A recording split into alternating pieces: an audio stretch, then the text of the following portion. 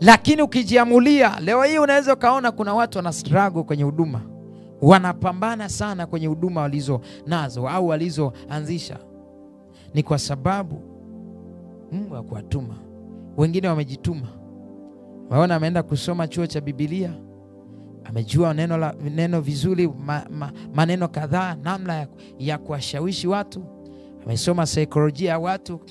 Anajua kusoma akili za watu. Basi anasema nifungue kanisa. Anafungua kanisa. Hajatumwa huyo mtu. Na wala hajasemeshwa. Ila kwa sababu kuna maandiko kadhaa na amesomea, amepata kidegree miaka mingapi, anasema hiki kinanifaa, basi naweza kiendesha. Sasa takuta huyo mtu ana struggle, anapambana, anahangaika, afanye hivi, mara hivi, anajikuta mpaka anaenda kwa waganga kutafuta washirika, mvuto wa washirika. Wale wanaotusumbuaga kwenye wananikelaga sana mimi. Kila mara sijui mganga fulani, sijui tiba ya asili. Mimi jamani, Bwana Yesu asifiwe sana. Wengine na wajibugu naambia sasa, naambia sina haja, kamsaidie bibi yenu, babu yako kamsaidie huko anateseka. Nenda kamsaidie.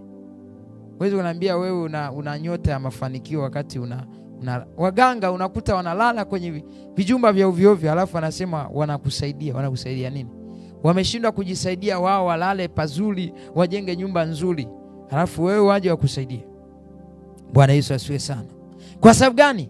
Unakuta watu wanaenda mpaka kwenye ushirikina ili wapate washirika, wapate watu wengi. Kwa sababu gani? Hawako katika sehemu ambayo wametumwa.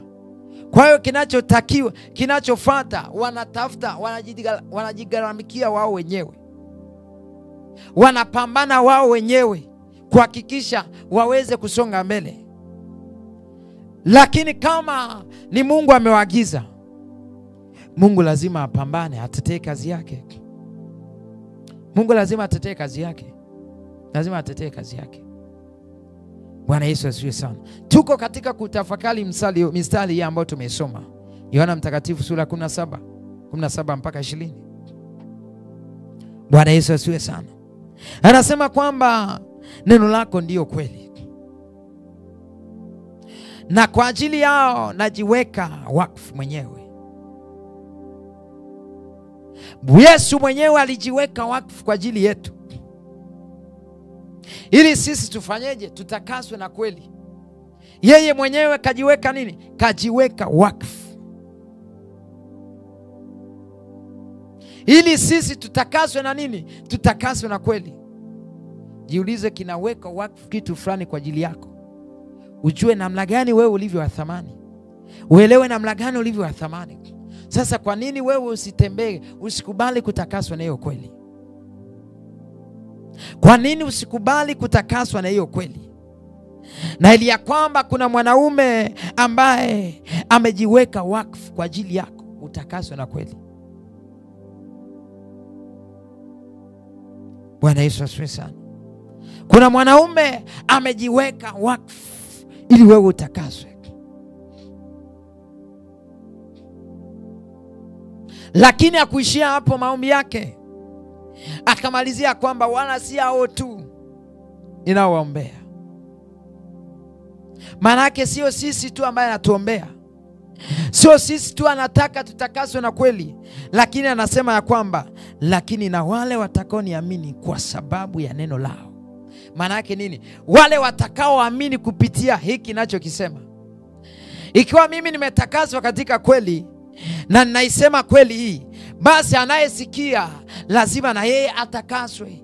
Ndio maombi ya Yesu ambayo yamenenwa hapa.